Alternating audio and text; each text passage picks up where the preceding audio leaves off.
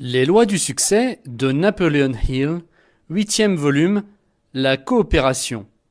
Audio numéro 1. Vous avez échoué de nombreuses fois? Quelle chance! À présent, vous devriez savoir ce qu'il ne faut pas faire. Vous pouvez le faire si vous croyez que vous le pouvez.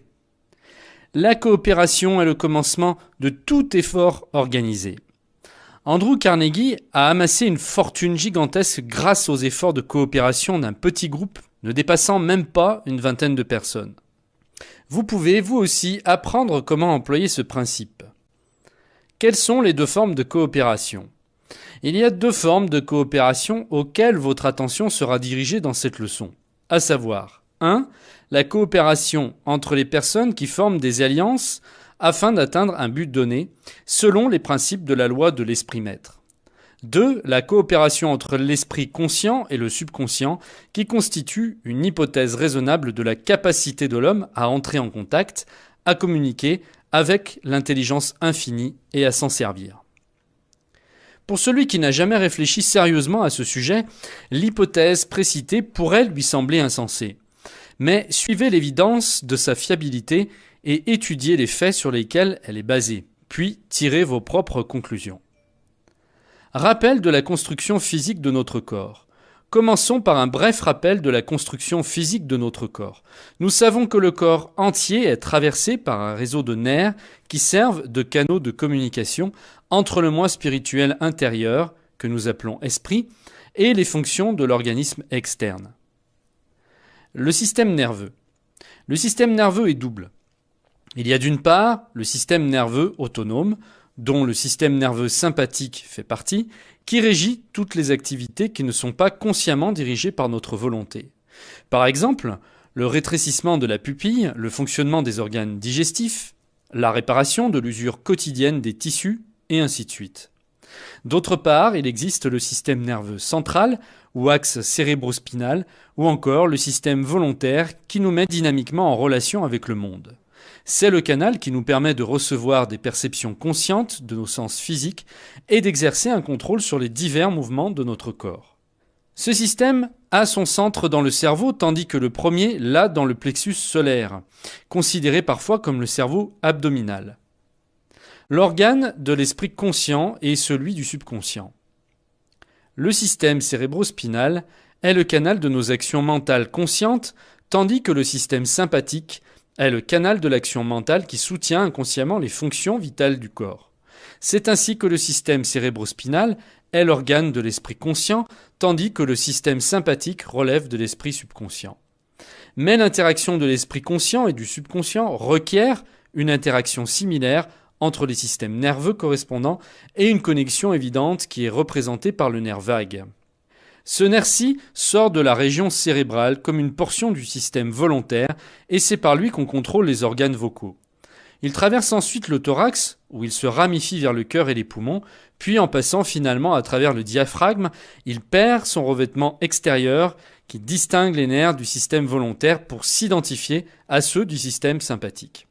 Il forme ainsi un lien de connexion entre les deux et fait de l'homme une entité singulière du point de vue physique. De la même façon, les différentes aires du cerveau indiquent leur connexion avec, respectivement, les activités objectives et subjectives de l'esprit, et d'une façon générale, on pourrait assigner la portion frontale du cerveau aux premières, tandis que la portion postérieure correspondrait aux deuxièmes et la partie intermédiaire partagerait les caractéristiques des deux types d'activités. Où naissent les idées intuitives? La faculté intuitive a sa correspondance dans l'aire supérieure du cerveau, située entre la portion frontale et celle postérieure. Physiologiquement parlant, c'est ici que naissent les idées intuitives. Au début, celles-là sont plus ou moins informes et généralisées dans le caractère, mais sont quand même perçues par l'esprit conscient. Autrement, on ne serait pas du tout conscient de leur existence. Donc, l'effort de la nature est de donner à ces idées une forme plus précise et plus fonctionnelle, alors l'esprit conscient se les approprie et induit un courant vibratoire correspondant dans le système nerveux volontaire, ce qui à son tour induit un courant similaire dans le système involontaire qui transmet l'idée à l'esprit subjectif. Le courant vibratoire, qui est d'abord descendu de l'apex du cerveau à la partie frontale, puis à travers le système volontaire, et qui, arrivé au plexus solaire, est à présent renversé, et il monte du plexus solaire à travers le système sympathique au cerveau postérieur. Ce courant rétroactif indique en fait l'action de l'esprit subjectif. Le point qui unit l'esprit conscient et l'esprit subconscient. Si on devait enlever la portion superficielle de l'apex du cerveau, on trouverait immédiatement en dessous la ceinture brillante de substance cérébrale nommée corps calleux. C'est le point qui unit le subjectif et l'objectif. Et, lorsque le courant revient du plexus solaire jusqu'à ce point, il est restauré dans la portion objective du cerveau sous une forme nouvelle qu'il a acquise grâce à l'alchimie silencieuse de l'esprit subjectif. Ainsi, la conception qui n'était d'abord que vaguement reconnue est améliorée dans l'esprit objectif sous une forme définie et réalisable, et ensuite l'esprit objectif agit à travers le cerveau frontal, l'ère de la comparaison et de l'analyse, pour travailler sur une idée clairement perçue et pour faire ressortir les potentialités qui y sont renfermées. Le terme esprit subjectif signifie esprit subconscient, et le terme esprit objectif est synonyme de l'esprit conscient. Assurez-vous de bien comprendre ces différents termes. En analysant ce double système par lequel le corps transmet de l'énergie, on découvre les points exacts de connexion entre les deux systèmes et la manière dont on peut transmettre une pensée du conscient vers le subconscient. Ce double système nerveux coopératif est la plus importante forme de coopération connue de l'homme, car c'est à l'aide de ce système que le principe de l'évolution continue son travail de développer la pensée claire, décrite dans la leçon sur la pensée claire. Les rôles du double système nerveux. Quand vous communiquez une idée à votre subconscient, à travers le principe de l'autosuggestion, vous le faites à l'aide de ce double système nerveux. Et quand votre subconscient élabore un plan précis de n'importe quel désir que vous lui aviez transmis, le plan est renvoyé à votre esprit conscient à travers ce même double système nerveux. Ce système coopératif des nerfs constitue littéralement une ligne directe de communication entre votre esprit conscient ordinaire et l'intelligence infinie. Sachant de ma propre expérience antérieure combien il est difficile d'accepter l'hypothèse ci décrite, je vais illustrer sa fiabilité de façon simple pour que vous puissiez aussi bien la comprendre et l'expérimenter à votre tour. Avant de vous endormir le soir, fixez dans votre esprit le désir de vous réveiller le lendemain matin à une heure précise, disons à 4 heures. Et si votre désir est accompagné par une décision ferme de vous réveiller à cette heure-là, votre subconscient l'enregistrera et vous vous réveillerez exactement à l'heure que vous vous êtes fixé. La question qui se pose à présent est: si je peux fixer dans mon subconscient le désir de me réveiller à une heure précise, pourquoi ne pas former l'habitude de faire de même avec mes autres désirs plus importants? Si vous vous posez cette question, et si vous insistez pour obtenir une réponse, vous vous trouverez tout près, sinon sur la voie même, qui vous conduira à la porte secrète de la connaissance, telle qu'elle est décrite dans la leçon sur la pensée claire. Vous ne pouvez pas effrayer une personne qui est en paix avec Dieu, avec ses semblables et avec elle-même. Il ne reste plus de place pour la crainte dans un tel cœur.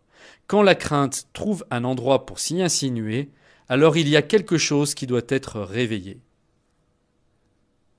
La coopération est l'objet de toutes les associations. Nous allons maintenant aborder le sujet de la coopération entre les gens qui s'allient ou s'associent dans le but d'atteindre un objectif donné. Nous allons appeler effort organisé cette sorte de coopération. Ce cours traite quelques phrases de coopération dans pratiquement toutes les leçons.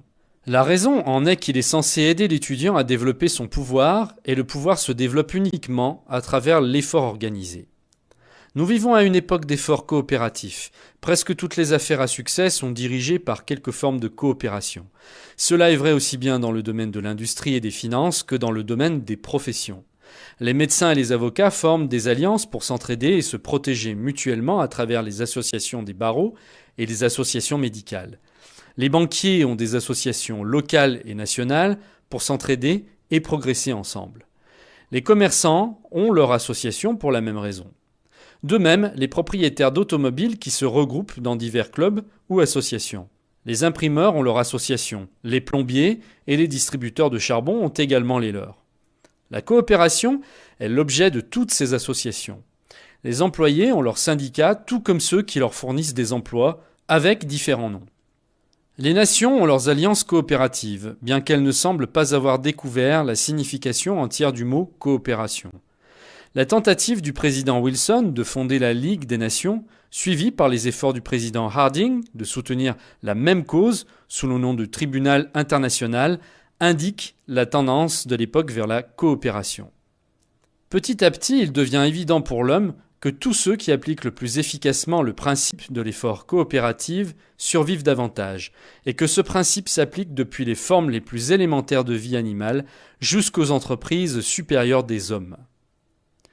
La coopération est la base de tout leadership réussi. M. Carnegie, M. Rockefeller et M. Ford ont enseigné aux hommes d'affaires la valeur de l'effort coopératif, c'est-à-dire qu'ils ont enseigné à tous ceux qui étaient intéressés par le principe par lequel ils avaient accumulé leur grande fortune. La coopération est la fondation même de tout leadership réussi. L'atout le plus évident de Henry Ford a été la force de l'agence bien organisée qu'il a établie. Cette organisation lui a offert non seulement une ouverture pour les automobiles qu'il peut fabriquer, mais aussi suffisamment de puissance financière pour faire face à toutes les urgences possibles. Un fait qu'il a déjà démontré à plus d'une occasion. Comme résultat de sa compréhension de la valeur du principe coopératif, Ford a changé sa position de dépendance des institutions financières et en même temps, il a acquis plus de pouvoir commercial. La Banque centrale est un autre exemple d'effort coopératif qui assure chaque pays en cas de panique financière. Les systèmes des chaînes de magasins constituent une autre forme de coopération commerciale qui fournit des avantages à travers les achats aussi bien que le bout de la chaîne de distribution. Le magasin moderne, qui est l'équivalent d'un groupe de petites boutiques opérant sous un même toit, une même direction et les mêmes frais généraux, est une autre illustration de l'avantage de l'effort coopératif dans le domaine commercial. Dans la leçon sur la tolérance, vous observerez les possibilités de l'effort coopératif dans sa plus haute forme et, en même temps, vous verrez le rôle important qu'il joue dans le développement du pouvoir. Comme vous le savez, le pouvoir, c'est de l'effort organisé. Les trois facteurs les plus importants qui entrent dans le processus de l'organisation de l'effort sont la concentration, la coopération et la coordination. Ceci est un extrait du cours de Napoleon Hill, Les lois du succès. Pour recevoir l'intégralité de l'ouvrage, cliquez sur le lien qui apparaît en bas de cette vidéo.